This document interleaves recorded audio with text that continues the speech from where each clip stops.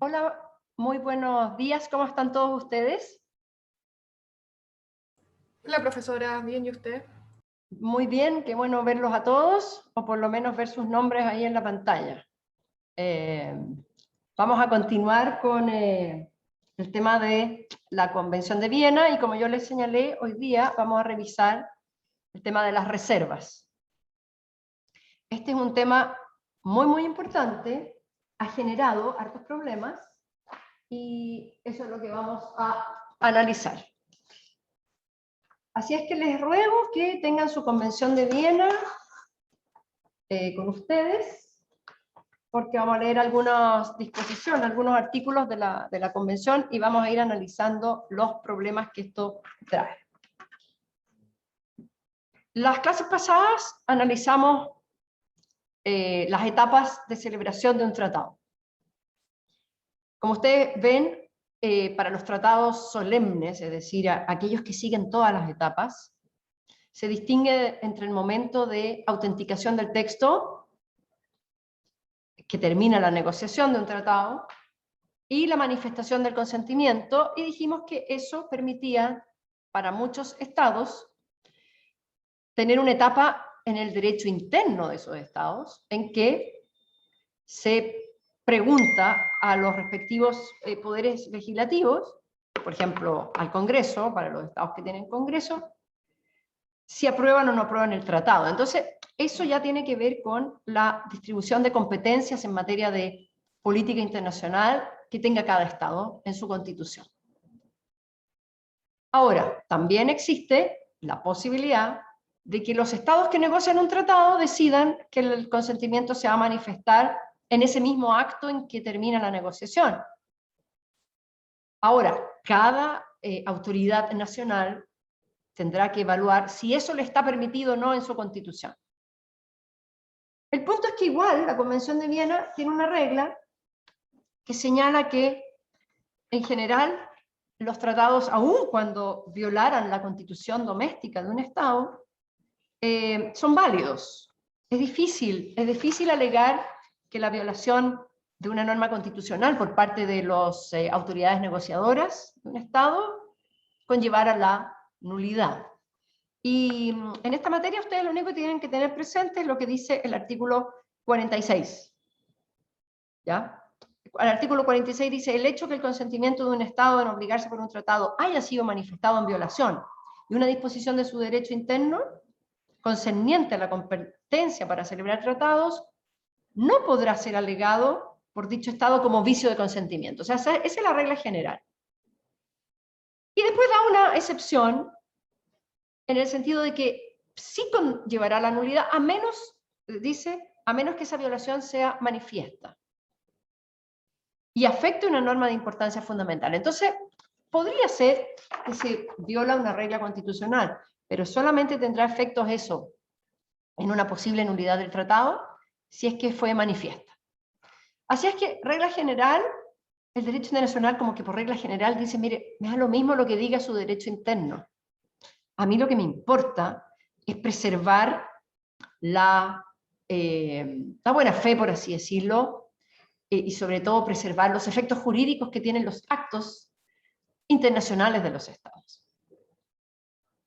Bien. Ahora, al momento de ratificar, al momento de manifestar el consentimiento, los Estados podrían señalar que se obligan, pero que se obligan a menos o de una manera distinta a todas las obligaciones que contiene el tratado. Y ahí surge esta institución de la reserva. La reserva permite una cierta flexibilidad a los Estados para asumir obligaciones internacionales mediante tratados. Entonces la primera pregunta que uno se hace es, bueno, ¿cuándo tiene sentido hablar de esa flexibilidad?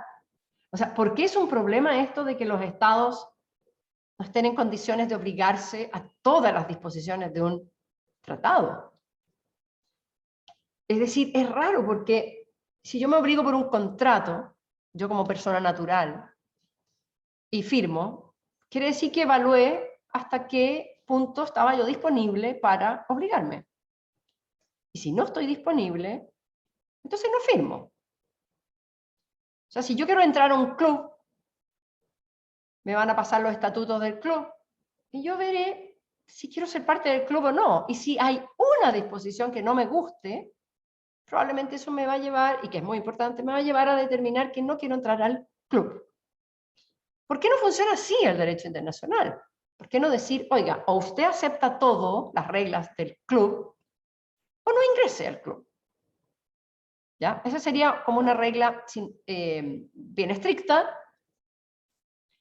sin flexibilidad alguna, ¿verdad? O usted acepta todo el tratado o se queda fuera. Y de alguna manera así funciona para nosotros el derecho doméstico, o la posibilidad de contratar en el derecho doméstico. ¿Por qué en derecho internacional resulta cuestionable, o por qué se abre a la posibilidad de ser flexibles? Y la respuesta es muy simple, creo yo. La respuesta tiene que ver con esto que yo ya les he señalado varias veces, de que hay una cierta ambición, podríamos decir, del derecho internacional por tener más normas. Como no hay un legislativo, y las normas al final dependen de la voluntad o de la conducta de los propios estados, el derecho internacional tiene, ¿cómo podríamos decirlo? Tiene un motor que lo mueve a tener más normas. Y eso explica, creo yo, que el derecho internacional se haya ido moviendo hacia permitir reservas en los tratados multilaterales, en ser flexible, porque cuesta tener normas en el derecho internacional. Cuesta mucho porque hay que poner de acuerdo a todos los estados y que ratifiquen, o sea, que manifiesten su consentimiento. Cuesta crear costumbres, porque tiene que haber una práctica generalizada, uniforme, y que cuenta con la llamada opinio iuris. Entonces, sabemos que hay un problema normativo en el derecho internacional, escasez de reglas. Ojalá el derecho internacional regulara todas las posibles fricciones entre los estados, todas las cuestiones que tienen importancia internacional, pero no es así. Bien, entonces cuando se estaba discutiendo la Convención de Viena sobre el derecho de los tratados, surgió el tema de las reservas. A esas alturas, estamos en el año 68, ¿verdad? A esas alturas también la Comisión de Derecho Internacional, que es la que había trabajado, la primera que estaba trabajando en el tema de los tratados, ya también se había preguntado sobre las reservas, sobre qué regla poner sobre reservas.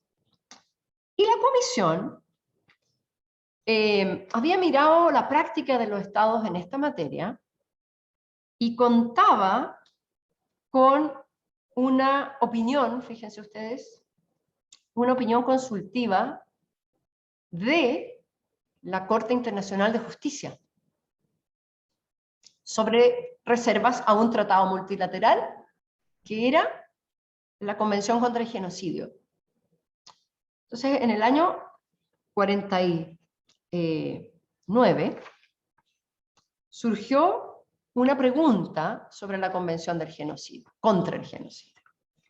La Convención contra el Genocidio, entonces, es una convención, es un tratado de derechos humanos, post Segunda Guerra Mundial. El genocidio ya a esas alturas tiene el carácter de hecho, de un crimen contra la humanidad, o si ustedes quieren, el crimen de los crímenes. Y las Naciones Unidas, entonces, redacta esta convención, y obviamente todos los estados están de acuerdo con obligarse por esa convención, que prohíbe el genocidio, pero que además obliga a los estados a tomar una serie de medidas para prevenir el genocidio y para sancionarlo.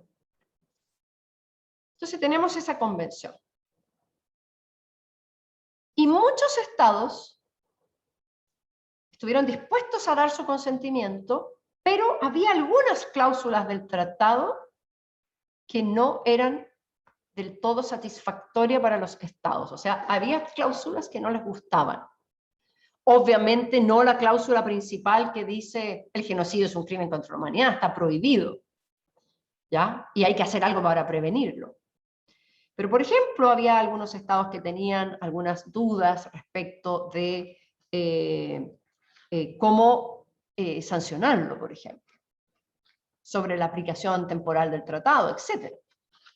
Y entonces empezaron a ratificar con reservas. Empezaron a señalar, ok, yo ingreso a este tratado, soy parte, pero tengo una reserva respecto de un artículo en particular. Y el secretario general, que es el depositario de todas las ratificaciones, no sabe qué hacer con esas reservas. No sabe si las puede aceptar, por ejemplo. Porque uno diría, bueno, pero es que es la Convención contra el Genocidio, o sea, acéptala o recházala, pero no puedes empezar a tratar de hacerle modificaciones ad hoc para ti a cada artículo que no te gusta. Y por eso se hace la consulta, la Asamblea General, o creo que el secretario general, autorizado por la Asamblea General, hace la consulta a la Corte, porque la Corte tiene una jurisdicción consultiva también, para responder preguntas de derecho internacional, para que los órganos de las Naciones Unidas puedan cumplir sus funciones. Y particularmente aquí, esta es una pregunta que le hace la Asamblea General.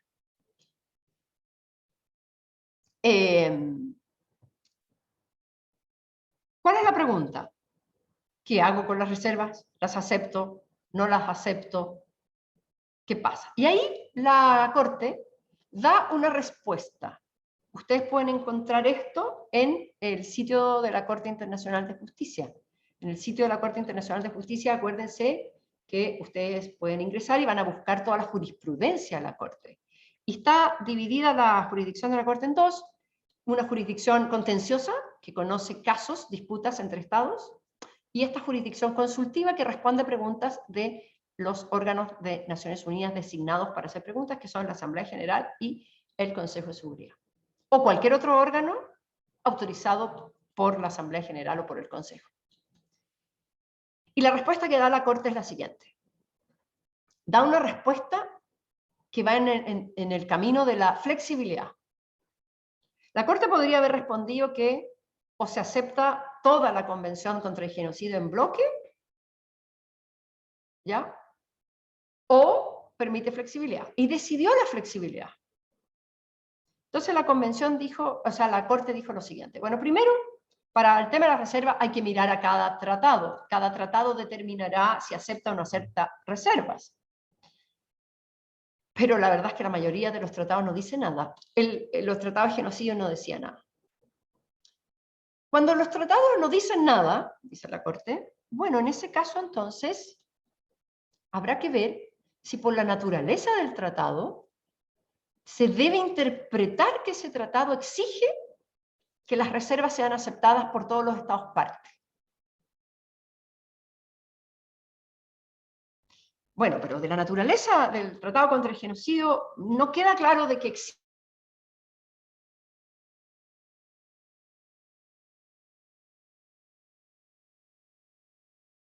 exija aceptar unas reservas ahí. Luego la Corte dice, ok, si nada de lo dispuesto en el tratado nos lleva a concluir que se exige la unanimidad en la aceptación de la reserva por los estados partes, entonces hay un sistema flexible. Este sistema flexible es el siguiente. En primer lugar, se dice, cuando un estado ratifique con reserva, serán los estados que ya son parte los que deberán evaluar si les gusta o no les gusta la reserva. si la aceptan o la rechazan. Si la reserva atenta contra el objeto y fin del tratado, entonces hay que tomar en cuenta eso, ¿ya? Entonces, como que la Corte da un primer requisito general y dice, bueno, las reservas no deben atentar contra el objeto y fin del tratado. Pero en verdad, cada Estado va a poder determinar si una reserva afecta o no afecta el objeto y fin del tratado. Así que, a pesar de que el requisito de no afectar el objeto y fin del tratado parece muy objetivo, en verdad no es un requisito objetivo porque va a quedar expuesto a la evaluación de cada Estado. Porque no hay un órgano central que pueda determinar con carácter obligatorio si la reserva atenta o no atenta contra el objeto y fin del tratado. Entonces, esa opinión consultiva se pronunció a favor de un sistema flexible. Entonces, cuando la Comisión de Derecho Internacional en los años 60 comienza ya a ver esto de la convención, un articulado para la convención, para la futura Convención de Viena sobre el derecho de los tratados, ya tiene en sus manos esta opinión consultiva del año 51. Y también la Comisión acepta el criterio flexible. Y eso es lo que se traduce en los artículos 19 y siguientes de la Convención de Viena. Entonces, antes de pasar a revisar eso, veamos qué es una reserva. Entonces, lo primero que tenemos que tener claro es el concepto de reserva. El concepto de reserva está en el artículo 2, párrafo 1, letra D. Y dice así: se entiende por reserva una declaración unilateral, cualquiera que sea su enunciado o denominación, hecha por un Estado al firmar, ratificar, aceptar o aprobar un tratado o al adherirse a él, con objeto de, y subrayen ahí, excluir o modificar los efectos jurídicos de ciertas disposiciones del tratado en su aplicación a ese Estado. Eso es una reserva. Al ratificar, al manifestar el consentimiento, el Estado hace esta declaración en la cual sostiene que alguna cláusula o algunas cláusulas del tratado no se le aplicarán a ese Estado. Esa es una reserva que pretende excluir. Pero también tenemos reservas que pretenden modificar efectos. ¿Ya? Entonces tenemos reservas que excluyen y reservas que modifican cláusulas de un tratado en su aplicación a ese Estado. Bien. Veamos cómo se regulan. Se aceptan en todos los tratados, va a haber un sistema flexible. ¿Qué va a pasar? Bueno, esto está regulado en el artículo 19 y siguientes de la Convención de Viena, y lo que dice la regulación es lo siguiente. Primera cosa que hay que hacer: mire el tratado. Primero, vea qué dice el tratado sobre reservas. Un tratado podría prohibir reservas. Un tratado podría permitir reservas. Un tratado podría prohibir determinadas reservas. Un tratado podría permitir determinadas reservas. Entonces, lo primero que hay que hacer es leer el tratado, y entonces tenemos la regla del artículo 19. Un Estado podrá formular una reserva en el momento de firmar, ratificar, aceptar o aprobar un tratado o al adherirse al mismo, ¿ya? A menos que, 1, la reserva está prohibida por el tratado. 2, el tratado dispone que únicamente pueden hacerse determinadas reservas, entre las cuales no figura la reserva de que se trate, o, en los casos no previstos, la reserva sea incompatible con el objeto y fin del tratado. Entonces, la regla es: si la reserva está aceptada por el tratado, listo, check, ningún problema. Si su reserva es de aquellas aceptadas, permitida la reserva. 2, la reserva está prohibida por el tratado. Ah, bueno, entonces usted no la puede hacer. ¿Ya? Por ejemplo, la Convención de Naciones Unidas sobre el Derecho al Mar prohíbe todas las reservas. Tiene una cláusula que dice, este tratado no admite reservas. Listo, perfecto, no puedo hacer reservas. Y finalmente, este artículo 19, en la letra C, nos da una regla para los casos de silencio, cuando el tratado no dice nada de las reservas. Y la regla es la misma que había establecido la Corte en su opinión consultiva. Entonces, usted puede hacer reservas, pero tienen que ser reservas compatibles con el objeto y fin del tratado. Ya. Ahora, ¿qué es compatible y qué es incompatible con un tratado? Pero no sabemos, porque no vamos a tener un tribunal normalmente, ni un órgano que nos va a ir diciendo qué reservas son aceptables y cuáles no.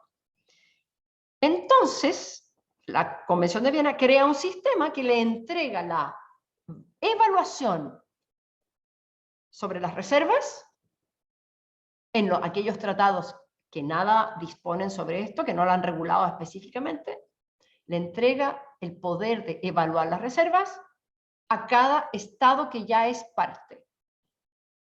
Y esos son los artículos 20 y 21.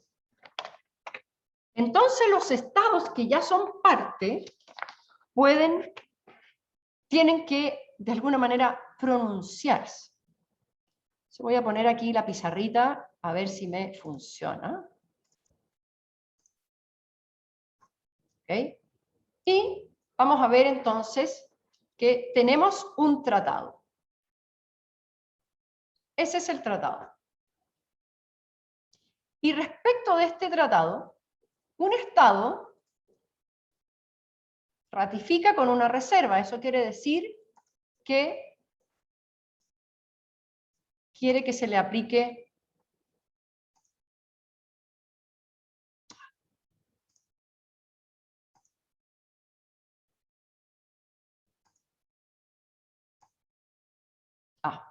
perdón.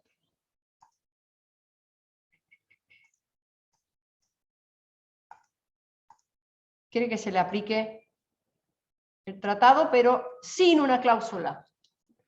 ¿Ya? Supongamos que este era el artículo 1. No, el artículo 1 más viejo. Este era más adelante. Este era el artículo 12. Se no quiere que se le aplique el 12, así que lo excluye. Y en este tratado ya había algunos estados que eran parte, el estado A, el estado B y el estado C. Pero llegó el estado D y dijo, ok, yo me quiero hacer parte de este tratado, pero con una reserva. Quiero que se me excluya el artículo 12.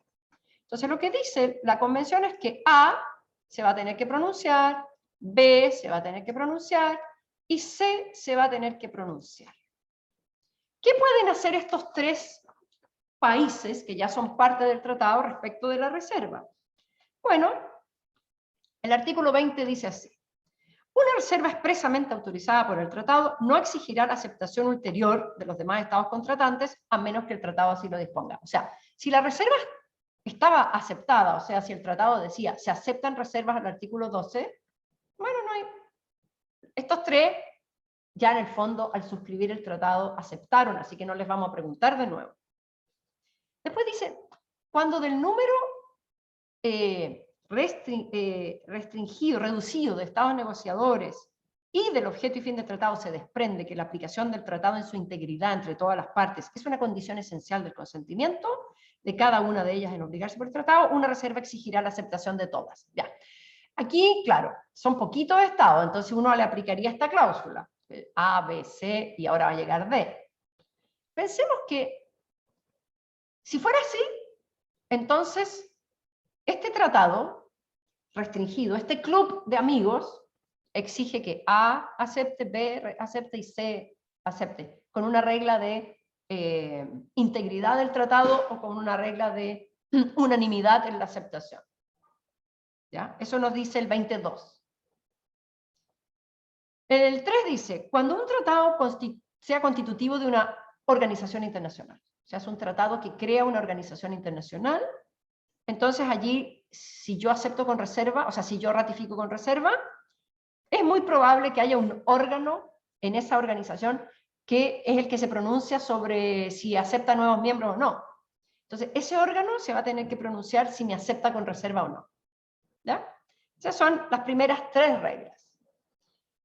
La cuarta es la que nos importa a nosotros. ¿Qué pasa cuando no puedo aplicar ninguna de estas 3 reglas?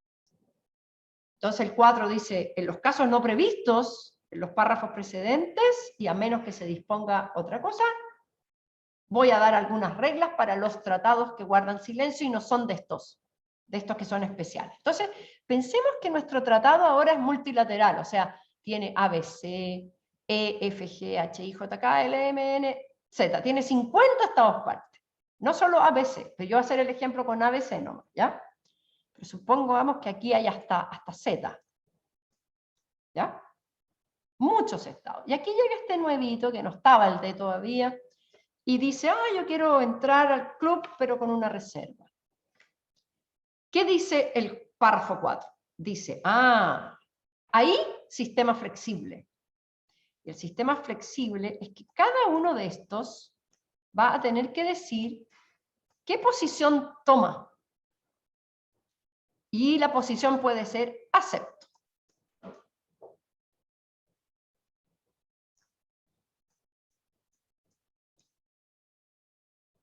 Ese podría ser la posición.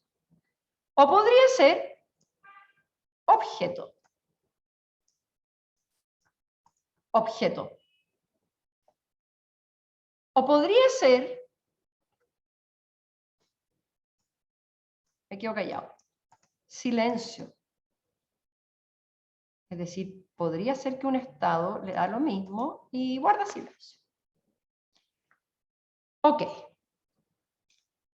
Dice el 4, la aceptación de una reserva por otro estado contratante constituirá al estado autor de la reserva AD en parte del tratado. O sea, va a poder unirse al club en relación con ese estado, con A. Va a quedar vinculado jurídicamente con A por este tratado. ¿Ya? Después dice, la objeción hecha por otro estado contratante a una reserva no impedirá la entrada en vigor del tratado entre el estado que haya hecho la objeción y el estado autor de la reserva, a menos que el estado autor de la objeción manifieste inequívocamente su intención contraria. O sea, si yo objeto, si B objeta, también en principio va a haber tratado entre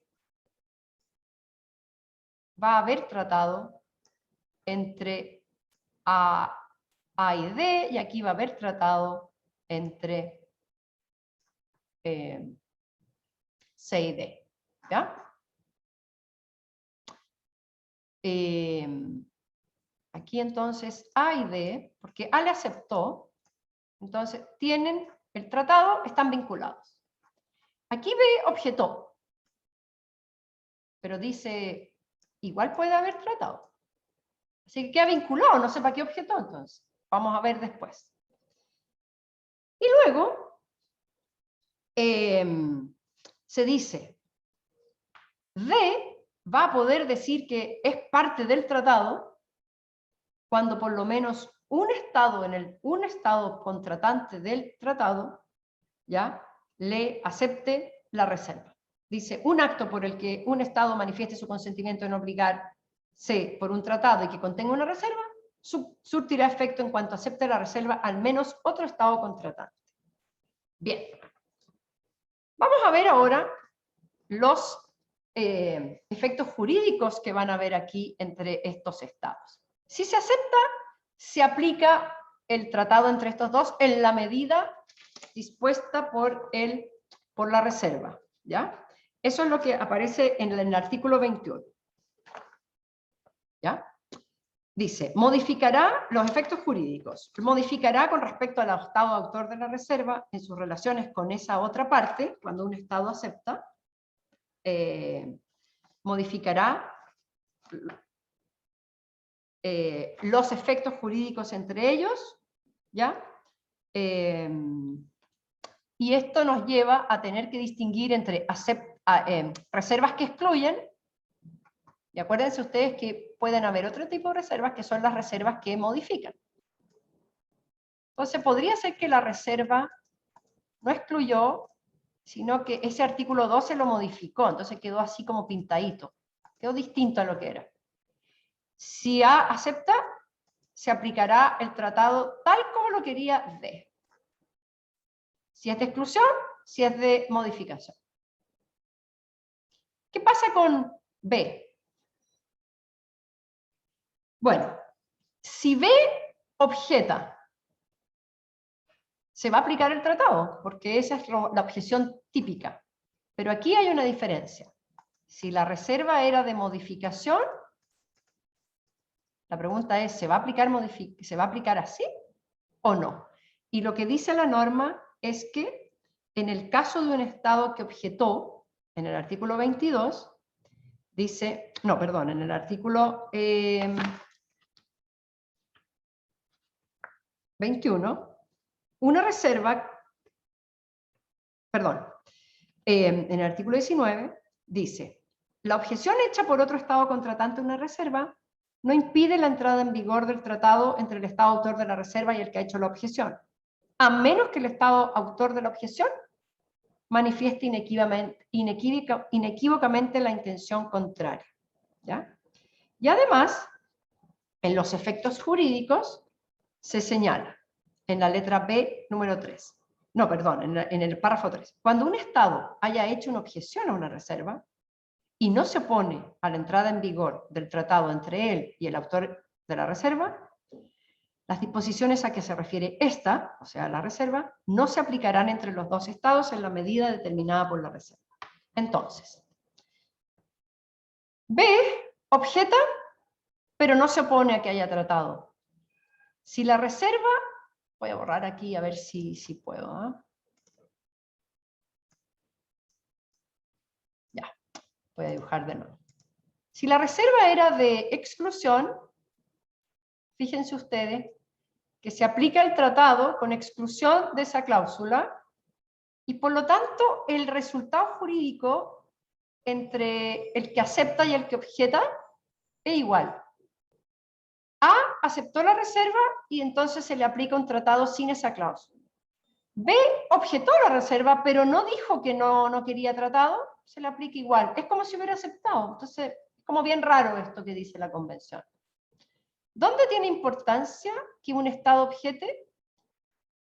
Si la reserva era de modificación, resulta que aquí el artículo 21 dice que aunque el Estado B permitió que hubiera tratado, se excluye la cláusula.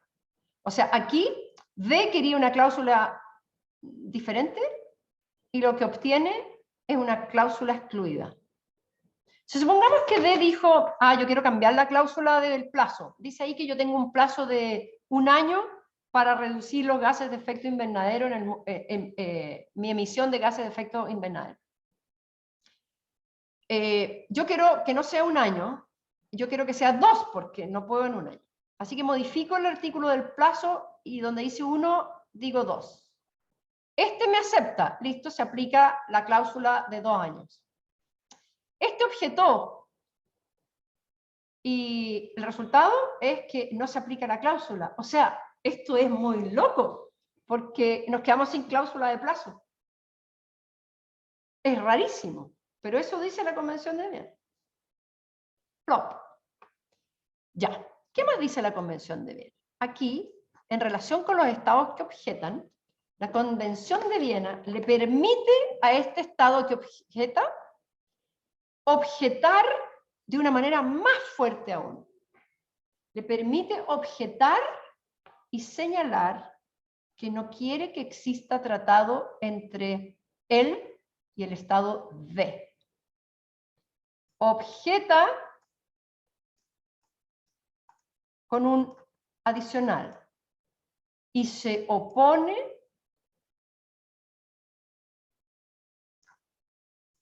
a que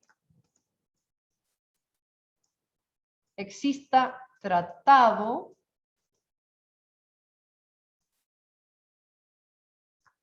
con D. ¿Ok? Entonces, si hace eso, y es libre para hacerlo, porque lo único que le basta es decir, considero que la reserva del señor D es inaceptable porque atenta contra el objeto y fin del tratado. Y en ese caso, entonces, D quería ese tratado, o D quería este tratado, ¿ok? Y el resultado es que no va a haber ningún tratado. Porque B dijo objeto y me opongo a que exista tratado con D. Ok. ¿Y qué pasa con el que guarda silencio?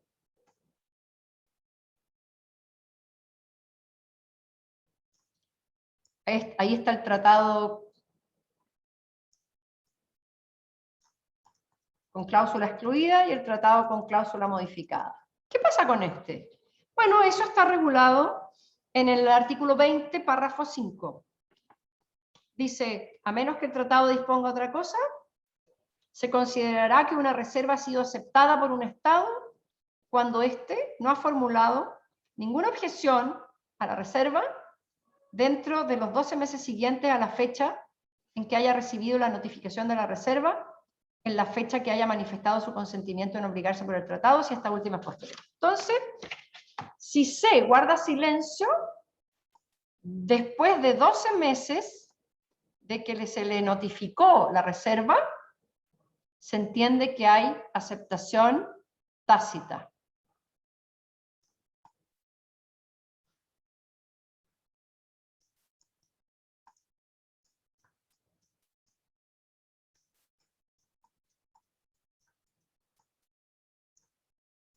Así es que, después de los 12 meses, vamos a tener ese tratado entre C y D. ¿Ok? Ese es el sistema de la Convención de Viena. Genera muchos problemas, ¿ya? Primer problema, en que un Estado objeta, pero acepta que haya tratado, y bueno, y obtiene el mismo resultado, por lo menos en los que excluyen, que si aceptara. Y aquí, cuando se trata de reservas que modifican, se obtiene un resultado que ni D ni B querían, que es que se excluye la cláusula entera. D no quería eso, D quería plazo, pero un plazo modificado. Y la verdad es que D, si fuera así, se queda sin plazo. Es ridículo, ¿ya? Este es un problema. ¿Qué otro problema hay en la Convención de Viena? Se han presentado muchos problemas porque resulta que hay una definición de reserva. La reserva es una declaración unilateral que intenta excluir o modificar una cláusula de un tratado en aplicación al Estado autor de la reserva. Pero muchas veces los Estados hacen estas declaraciones unilaterales y no le llaman reservas. Les llaman declaraciones interpretativas. Entonces, imagínense que tuviéramos un tratado de derechos humanos que señala que los Estados deben proteger a la familia, por ejemplo. No, supongamos que el tratado dice, los Estados reconocen como unidad fundante de la sociedad a la familia y la protegerán. Y entonces viene un Estado y dice, ratifico, pero quiero clarificar lo que para mí significa familia. Entonces podría este Estado decir, para este Estado, familia significa solamente las familias constituidas por un hombre y una mujer unidos por matrimonio legal y con hijos. Entonces, de alguna manera, está excluyendo muchos otros conceptos de familia. Y le llama a eso declaración interpretativa. La pregunta ¿es una declaración interpretativa solamente o es una reserva? Porque podría ser que fuera una reserva, a la cual se le da el nombre de interpretación, pero es una reserva. Entonces hay una pregunta muy importante. ¿Vamos a mirar lo que los estados dicen al ratificar por su nombre nada más o por su fondo, por lo que son en el fondo? Porque si es una reserva encubierta, resulta que A, B, C y los que son parte tienen que reaccionar de acuerdo a la Convención de Viena porque van a tener efectos. Esa declaración interpretativa puede tener ciertos efectos. Pero resulta que si el Estado autor de la reserva le llama declaración interpretativa, induce a mucha confusión. Porque algunos estados van a guardar silencio porque piensan que no es una reserva. Y si guardan silencio y es una reserva, se va a aplicar la aceptación tácita después de 12 meses. Entonces, es un problema que se genera. Luego, también tenemos el problema de hasta cuándo los estados pueden hacer reservas. El sistema de la Convención de Viena señala que los estados pueden hacer reservas al firmar, al ratificar, al aceptar, al adherirse, etc. Entonces, muchos estados hacen reservas al firmar, pero nosotros sabemos que por regla general la firma es solo la autenticación del texto. Y después se manifiesta el consentimiento. Lo que ha dicho aquí la práctica de los estados es que yo puedo hacer una reserva al firmar, pero que para que tenga efectos jurídicos en verdad la tengo que volver a reiterar cuando ratifique. Es decir, el momento para hacer la reserva importante es el momento de manifestar el consentimiento. Algunos estados han dicho, ¿y qué pasa si después que yo ya soy parte, quiero hacer una reserva ex post? Porque cambió el gobierno y ahora este gobierno no le gusta el tratado en su integridad, pero no quiere salirse del todo. Normalmente, los estados se pueden salir de los tratados que suscriben, salvo aquellos que por su naturaleza no permiten eso. Por ejemplo, un tratado de límites no permite que al que no le gusta se salga. Pero la gran mayoría acepta que los estados se pueden retirar. O sea, yo entro al club y después no me gusta el club, me salgo del club, no hay ningún problema. Entonces, la pregunta es, ¿qué pasa con los estados que ahora no les gusta del todo su club, pero quieren seguir siendo parte, solo que les gustaría ahora modificarle una clausulita? El sistema de la Convención de Viena no permite eso, porque el sistema solamente acepta reservas al momento de ratificar. Entonces, a algunos estados les gustaría un sistema más flexible que permitiera hacer reservas ex post y que los que ya son miembros decidan si se la aceptan o no se la aceptan, pero que por lo menos con algunos pudiera tenerse un tratado modificado. O sea, quieren más flexibilidad. Porque si no, hay una manera de obtener el resultado que uno quiere igual. O sea, un estado que está disconforme con el tratado, pero con una parte nomás del tratado, podría podría decidir salirse y después entrar de nuevo y hacer la reserva. Entonces, como evitémonos el triple trabajo, permitámosle que haga una reserva ex post. Ya, esa es otra de las preguntas que ha surgido. Pero yo ahora me voy a concentrar, ustedes van a leer ahí bien todos estos artículos que yo les cité, ¿ya? Pero ahora yo me voy a concentrar en los tratados de derechos humanos. Porque los tratados de derechos humanos han generado un montón de problemas. Vamos a ver.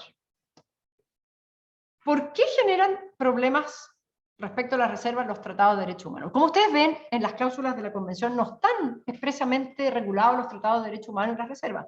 Estaban regulados los tratados que constituyen organizaciones internacionales, están regulados los tratados que por su número reducido de estados parte exigen unanimidad en la aceptación de la reserva. Ok. Pero derechos humanos es un tema complejo. ¿Por qué? Primero, O yo les paso la palabra a ustedes. ¿Por qué creen ustedes que todo este régimen de las reservas podría ser complicado para los tratados de derechos humanos?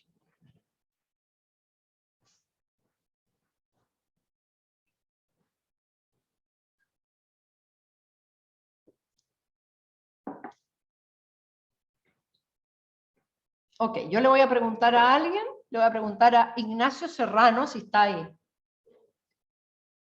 Hola. Si no, solo tenemos la foto de Elton John. No, Ok. justo estaba pensando en eso y no se me ocurre muy bien en este momento, profesora. Ok. Tamara Lagos, ¿estás ahí? ¿Qué opinas tú? Sí, profe, disculpe, ¿me podría repetir la pregunta? ¿Crees tú que se debe permitir un sistema flexible de reservas como el que tiene la Convención de Viena para los tratados de derechos humanos? Eh, yo creo que sí, la verdad, pero no sabía bien cómo justificar porque, o sea, considero que es que no sé cómo expresar bien como la idea que tengo. Ok, bueno. Catalina Salas, ¿estás por ahí? No. Isabel Cid.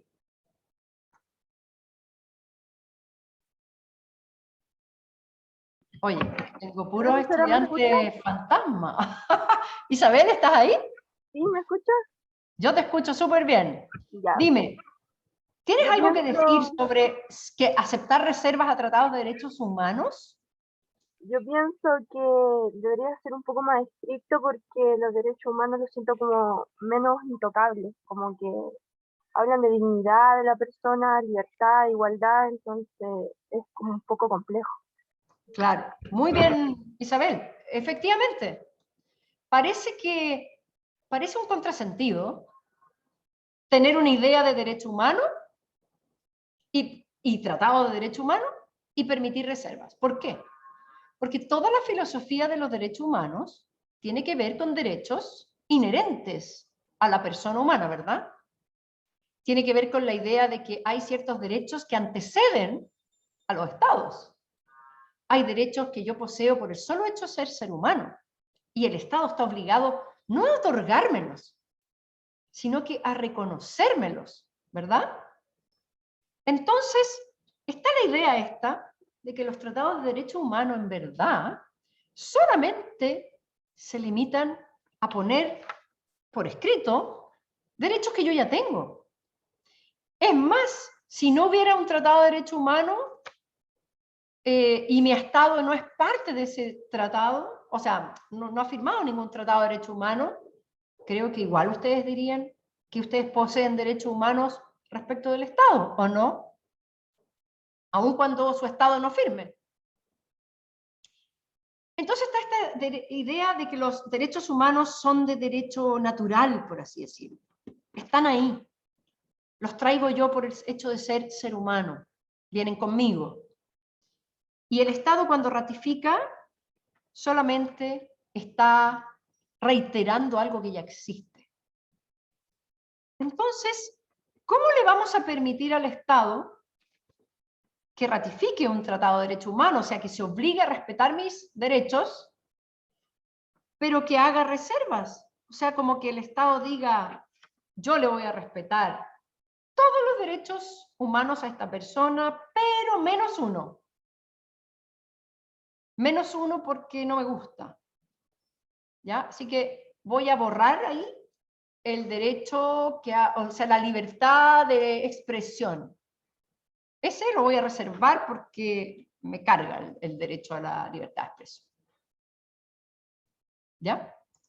Entonces, muchos dicen, vaya, deberían estar prohibidos las reservas en los tratados de derechos humanos. El problema es que si yo aplico la Convención de Viena, lo más seguro es que el tratado, porque así lo hacen la mayoría de los tratados de derechos humanos, no dicen nada. O sea, lo más seguro es que los tratados de derechos humanos están en la situación del artículo 20, párrafo 4, que dice en los casos no previstos en los párrafos precedentes, es decir, los casos donde no se prohíben ni se permiten expresamente reservas, sino que tratados que guardan silencio. Bien, y aquí ha ocurrido algo. Y para contarles eso les tengo que explicar que los tratados de derechos humanos son especiales, tienen varias cosas especiales, varias características especiales. Primero, que tratan de derechos humanos.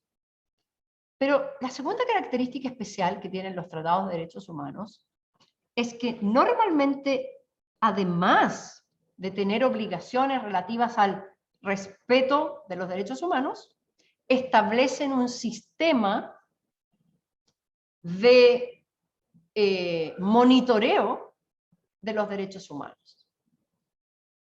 Eso es un plus. No solamente los estados están diciendo reconocemos y respetaremos los derechos humanos de toda la población de nuestro país, sino que además ingresamos a un sistema que va a monitorear si yo cumplo o no cumplo los derechos humanos. De hecho, tal vez eso es una de las cosas más importantes que tienen los tratados de derechos humanos. Entonces, miren, fíjense ustedes, Chile, por ejemplo, es parte de la Convención Interamericana de Derechos Humanos, conocido también como Pacto de San José. Tiene un decálogo de derechos humanos, pero además esa convención permite que, o establece, una Corte Interamericana de Derechos Humanos. Y además existe en la OEA una Comisión Interamericana de Derechos Humanos. Y esa comisión puede monitorear si los estados latinoamericanos están o no cumpliendo con los derechos humanos de la Convención Interamericana de Derechos Humanos. Es más, yo le tengo que informar a la comisión en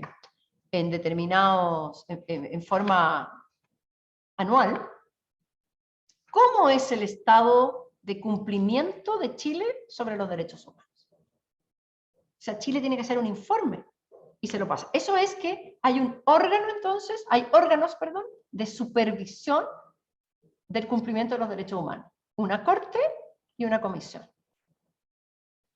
Por ejemplo, la Convención contra la Tortura. La Convención contra la Tortura de Naciones Unidas también tiene un órgano que supervisa. No tiene corte, pero hay un comité de Naciones Unidas sobre la tortura. Y también ese comité me puede hacer preguntas, puede recibir reclamos de personas que dicen, oh, Chile está torturando, y el comité le escribe una carta a Chile y dice, oiga, mire, me llegó esta denuncia, ¿qué tiene usted que decir? Voy a investigar. No soy un tribunal, pero voy a investigar y voy a hacer un informe, voy a decir, estado de los derechos, estado de cumplimiento de la Convención contra la Tortura en Chile.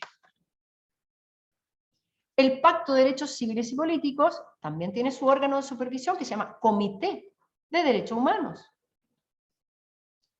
Bien, entonces lo que ha ocurrido es que estos órganos de supervisión han mirado con detención el tema de las reservas. Y ha pasado algo que no estaba previsto en la Convención de Viena sobre el Derecho a los Tratados.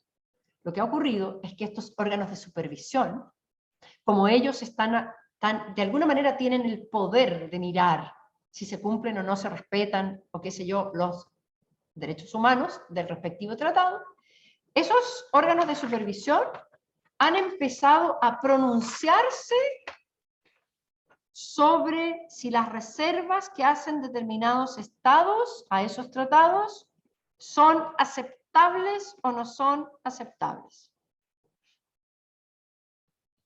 El sistema de la Convención de Viena, al final, es bien flexible porque permite que cada estado evalúe si una reserva es o no es compatible con el objeto y fin, ¿verdad? Bueno, los órganos de supervisión de estos tratados de derechos humanos han empezado ellos a decir si una reserva les parece compatible o no compatible. Y eso lo han hecho tanto órganos de supervisión no jurisdiccionales, los que no son tribunales, como la Comisión Interamericana de Derechos Humanos, como también los que son tribunales, como la Corte Europea de Derechos Humanos, la Corte Interamericana de Derechos Humanos. ¿Ok? Entonces, llegó aquí un actor nuevo, un actor que no está en la Convención de Viena, que es el órgano de supervisión. Y este órgano de supervisión ha hecho muchas cosas, y por eso que yo les subí una cantidad de antecedentes. Por ejemplo, les subí el caso Belilos, ¿verdad? El caso Belilos, o Belilos, es una sentencia de la Corte Europea de Derechos Humanos sobre un caso de derechos humanos que versa sobre la Convención Europea de Derechos Humanos, donde un país, el demandado, Suiza, había hecho una reserva a la Convención Europea de Derechos Humanos. ¿Ya? Después tenemos una opinión consultiva de la Corte Interamericana. Resulta que se le preguntó a la Corte qué pasaba. La pregunta era, ¿cuándo entra en vigor la Convención Interamericana de Derechos Humanos para los estados que han ratificado o se han adherido a ella con reservas? Esa es la pregunta. ¿Cuándo entrará en vigor la convención? Porque resulta que la Convención Interamericana de Derechos Humanos no dice nada de reservas. O sea, perdón, no es que no diga nada, pero dice poco de las reservas. Entonces tengo que responder esa pregunta. Luego, les subí también aquí una observación general número 24 del Comité de Derechos Humanos, que es el órgano de supervisión del Pacto de Derechos Civiles y Políticos, donde habla de cuestiones relacionadas con las reservas formuladas con ocasión de la ratificación del Pacto de Derechos Civiles y Políticos. Y dice muchas cosas, y entre esas cosas dice, hay reservas que me parecen inaceptables, porque para el comité esas reservas atentan contra el objeto y fin del tratado, por ejemplo. ¿Ya? Entonces, parece que tenemos un actor nuevo, pero no un actor así medio invisible, no, muy activo. ¿Qué han hecho estos nuevos actores, los órganos de supervisión de tratados de derechos humanos? En primer lugar, se han ubicado ellos como el órgano que puede decir qué reservas son o no son aceptables. Bueno, eso no está en la Convención de Viena, así que habría que revisar si eso se puede hacer o no se puede hacer. Además, eso tampoco está regulado expresamente en los tratados de derechos humanos, entonces sería fantástico que el Tratado de Derechos Humanos dijera todas las reservas que se hagan en este tratado necesitan la aprobación del órgano de supervisión. Oh, si dijeran eso, listo, se acabó el problema, pero no lo dice. Segunda cosa que ha ocurrido, los tribunales que a veces se crean en estos tratados de derechos humanos que pueden decidir controversias en materia de derechos humanos, esos tribunales a veces han dicho o han emitido pronunciamiento sobre si la reserva que hizo un Estado era aceptable o no aceptable bajo el tratado. Entonces se han pronunciado sobre reservas, por así decirlas, reservas que atentan contra el tratado, reservas no permitidas por los tratados. Y no solo han hecho eso, también han determinado los efectos jurídicos de una reserva no permitida. Caso Belilos, la Corte Europea señaló que la reserva que había hecho Suiza no cumplía con los requisitos que se pedían para las reservas en la Convención Europea de Derechos Humanos. Y después de decidir eso, se pronuncia sobre la consecuencia jurídica que tiene haber saltado, por así decir, la regulación de la reserva en la Convención. Y el resultado es que se borra o se anula la reserva. Entonces, Suiza hizo mal la reserva. Y el resultado es, Suiza, usted sigue vinculado por el tratado, que es la Convención Europea de Derechos Humanos, pero le borra su reserva. Así que ahora usted había reservado el artículo 6, la Convención Europea permitía reservar el artículo 6, pero con requisitos, usted se equivocó y no cumplió con todos los requisitos. Conclusión, su reserva al artículo 6 desaparece y usted está obligado por el artículo 6. Eso es el caso Belilos. ¿Qué problemas trae esto? ¿O qué críticas ha traído? ¿Qué críticas trajo el caso Belilos? Las vemos el día lunes, porque ya son las 12:10. ¿Ya?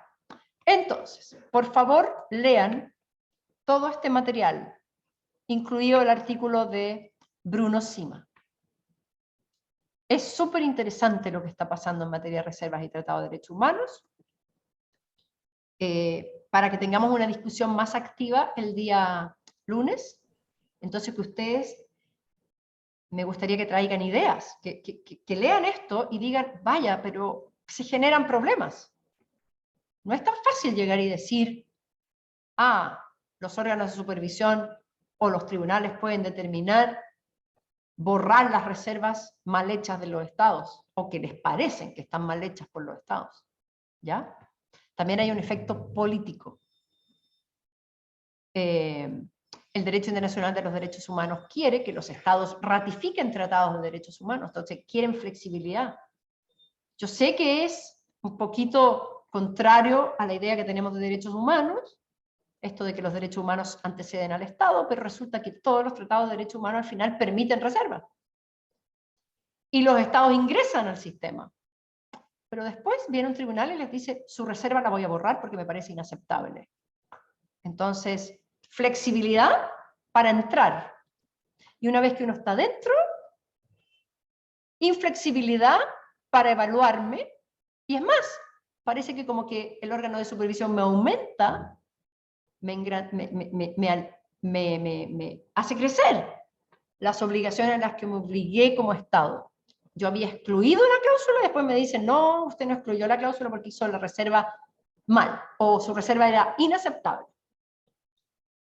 Piensen en eso. Piensen si ustedes fueran estados. Piensen qué efecto puede traer esto. Piensen que recientemente Turquía decidió que ya no quiere estar en el tratado, creo que fue Turquía, u otro. Ya no quiero estar en el tratado sobre eliminación de toda forma de discriminación contra la mujer, porque resulta que el órgano de supervisión me agranda el ámbito de las obligaciones al que yo me obligué. ¿Ya? Entonces piensen también en los efectos políticos. Y eso lo hablaremos el día lunes, y ojalá que estén un poquito más participativos. Yo sé que es viernes, entonces estamos todos cansados, pero el lunes ustedes van a llegar llenos de energía. Ok, que tengan un muy buen fin de semana. Profesora, Gracias, Sí. profesora. ¿puedo preguntarle, ¿Quién me ¿puedo habló? preguntarle algo con ¿Víctor? relación a la solicitud 7? Sí, señorita. ¿Sí se puede quedar? Sí. Oye, Gracias. gracias por lo de señorita. Siempre me ha encantado que me digan señorita. Así que te lo agradezco. Bueno, Ya. quería preguntarle con respecto a este punto de los derechos humanos, pero me gustó mucho hacer como una relación interna entre los derechos humanos, la occidentalización de estos mismos con relación a los países del sudeste asiático y la ley Sharia. ¿Sabe usted qué es la ley Sharia? Sí, pues de hecho,